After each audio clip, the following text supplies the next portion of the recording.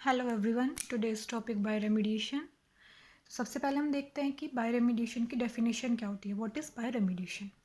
So bioremediation is the treatment of pollutant और waste by the use of microorganism that break down the undesirable substance. Means biodegradation में हम क्या करते हैं कि जितना भी हमारा पॉल्यूटेंट और वेस्ट पर डे प्रोड्यूस होता है उसको हम डिग्रेड कराते हैं with the help of micro organism. यानी कि पर डे जितना भी हमारा हाउस होल्ड वेस्ट है, एग्रीकल्चर वेस्ट है या इंडस्ट्रियल वेस्ट है, जितना भी पर डे प्रोड्यूस होता है उसको माइक्रोब्स की हेल्प से डिग्रेड कराना, that is called bio remediation.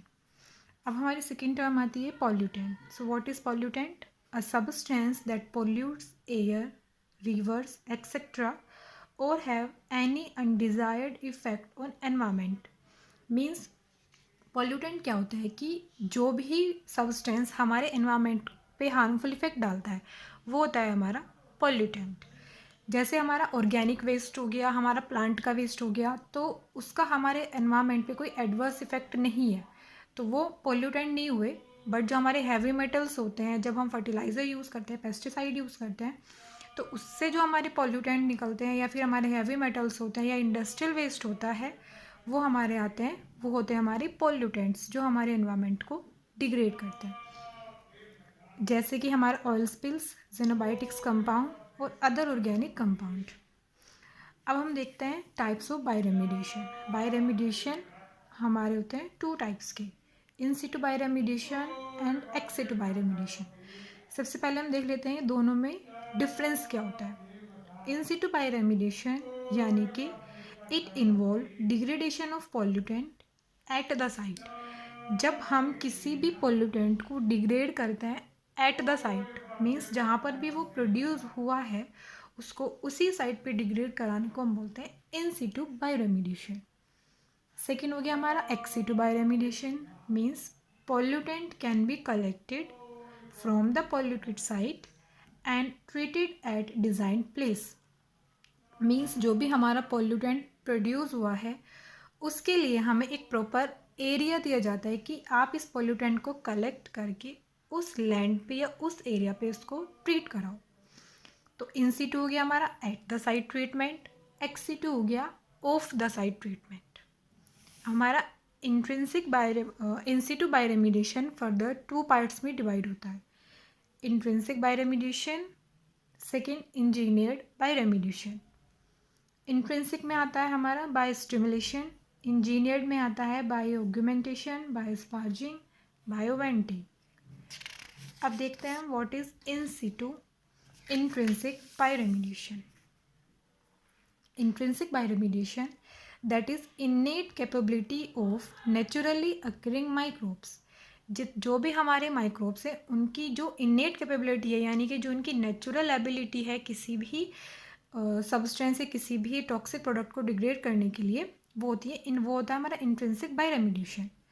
Intrinsic bioremediation में आता है हमारा बायोस्टिमुलेशन। बायोस्टिमुलेशन means stimulate indigenous microbial population in soil or groundwater by providing necessary nutrient. Means जो भी हमारे माइक्रोब्स नेचुरली प्रेजेंट है हम क्या करते हैं उसको न्यूट्रिएंट प्रोवाइड कराते हैं जिससे जो माइक्रोब्स हैं उनकी ग्रोथ प्रॉपर हो। अगर उनकी ग्रोथ प्रॉपर होगी तो जहाँ पर भी वो प्रेजेंट है और वहाँ अगर कोई पोल्यूटेड एरिया है तो वो उस कंटामिनेंट को ईजिली डिग्रेड कर सकते हैं। जैसे हम इस डायग्राम में देखते हैं, ये हमारा कंटामिनेशन है, that is microbial cell and that is nutrient. इस न्यूट्रिएंट को हम माइक्रोबियल सेल को प्रोवाइड कराएंगे तो माइक्रोबियल सेल वेल ग्रो करेंगी, अच्छे से डेवलप होंगी, जिसकी वजह से जो भी वहाँ कंटामिनेशन प्रेजेंट है वो उसको नॉन टॉक्सिक सब्सटेंस में प्रोड्यूस कर देगी। अब हमारा आता है engineered bioremediation. Engineered bioremediation means increase the growth and degradative activity of micro organism by using engineer system. जो भी हमारे नेचुरल अकरिंग माइक्रोब्स हैं हम क्या करते हैं, इंजीनियर सिस्टम यूज़ करते हैं उनकी ग्रोथ को इंक्रीज़ करने के लिए, उनकी एक्टिविटी को इंक्रीज़ करने के लिए, जिसको हम बोलते हैं इंजीनियर्ड बायोरेमिडिएशन। अब इसमें हमारा सबसे फर्स्ट आता है bio augmentation. Bio augmentation, the addition of exogenic bacteria culture capable of degrading contaminant to the contaminated site. इसमें हम क्या करते हैं, हमारे कुछ इंजीनियर्ड सेल्स होती हैं या इंजीनियर्ड बैक्टीरियल सेल होती हैं जो किसी पर्टिकुलर कंटामिनेशन को, जैसे हैवी मेटल है, उसको डिग्रेड करने के लिए कैपेबल होती है। तो हम क्या करते हैं, एक्सोजेनिक बैक्टीरिया, यानी कि जो इंजीनियर हमारा बैक्टीरिया है, तो वो हमारा एक्सोजेनिक बैक्टीरिया जो हम ऐड कर रहे हैं, एक्स्ट्रा बैक्टीरिया ऐड कर रहे हैं, तो जो हम इसमें क्या करते हैं, हम अपना एक्सोजेनिक बैक्टीरिया ऐड करते हैं उसमें, वो हो गया हमारा बायो ऑग्यूमेंटेशन। बायोवेंटिंग, बायोवेंटिंग होता है stimulation the natural in situ bioremediation of contaminants in soil by providing air or oxygen to existing soil microorganism। जो हमारे सॉइल के अंदर माइक्रो ऑर्गेनिज्म है और हमारी सॉइल कंटामिनेट है, क्योंकि जिस भी सॉइल के ऊपर हम अपना वेस्ट डाल रहे हैं, अपना जो भी हमारा पॉल्यूटेंट है वो अगर सॉइल के ऊपर है तो हमारी सॉइल भी कंटामिनेट है, हमें सॉइल को भी प्योरीफाई करना है। तो सॉइल के अंदर जितने भी नेचुरली अक्रिंग माइक्रोब्स हैं, हम क्या करते हैं, उसको एयर और ऑक्सीजन प्रोवाइड कराते हैं ताकि वो अच्छे से ग्रो हो और उस सॉइल को वो क्लियरिफाई कर दे। थर्ड एक्स-सिटू बायोरेमिडिएशन में आता है हमारा बायोस्पार्जिंग। इन सिटू में इंजीनियर्ड बायोरेमिडिएशन में थर्ड हो गया हमारा बायोस्पार्जिंग। बायोस्पार्जिंग क्या होता है, stimulate biological activity of indigenous micro organism by injecting air and nutrient into the saturated zone. जैसे कि ये हमारी अर्थ हो गई, अर्थ के नीचे जो हमारा ग्राउंड वाटर है, क्योंकि अगर हमारी सॉइल कंटामिनेट है और सॉइल के ऊपर हमारा कोई भी वेस्ट वाटर जा रहा है जिसमें हमारा पोल्यूटेंट है, तो सॉइल से एब्जॉर्व होके वो सीधा नीचे जाता है, नीचे ग्राउंड वाटर में जाता है, जिसकी वजह से क्या होता है, जो हमारा ग्राउंड वाटर है वो हमारा पोल्यूट हो जाता है, जिसमें हमारे पॉल्यूटेंट प्रेजेंट होते हैं और हमारी ऑयल स्पिल्स प्रेजेंट होती हैं। तो हम क्या करते हैं, ऑक्सीजन को इंजेक्ट कराते हैं अर्थ के नीचे, जिससे कि जो भी हमारे माइक्रोब्स प्रेजेंट है, जो रेड कलर में शो हो रहे हैं, ये हमारे माइक्रोब्स हैं। इन माइक्रोब्स को हम एयर ऑक्सीजन प्रोवाइड कराते हैं ताकि ये वेल ग्रो हो। ग्रो होने के बाद जो भी ग्राउंड वाटर में हमारा कंटामिनेशन है, ये उसको क्लियरिफाई कर दे, क्योंकि जो ग्राउंड वाटर है वो हेडपम्प के थ्रू हम लेते हैं, वो तो इनडायरेक्टली या डायरेक्टली हमें भी इफेक्ट कर रहा है। तो उसके लिए हमें क्या करना है कि ग्राउंड वाटर को प्योरीफाई करना है। तो ग्राउंड वाटर को प्योरीफाई करने के लिए हम क्या यूज़ कर रहे हैं, अपना बायोस्पार्जिंग टेक्निक। नेक्स्ट हमारा आता है एक्स-सिटू बायोरेमिडिएशन। एक्स-सिटू बायोरेमिडिएशन मैंने बताया आपको, जो ऑफ साइट ट्रीटमेंट होता है, उसमें हमारे 3 पार्ट आते हैं, लैंड फार्मिंग, कंपोस्टिंग और सॉयल बायोपाइल्स। फर्स्ट हमारा है लैंड फार्मिंग। लैंड फार्मिंग में क्या होता है, spread contaminated soil over a prepare bed and periodically tilled, stimulate indigenous biodegradative microbes and facilitate aerobic degradation.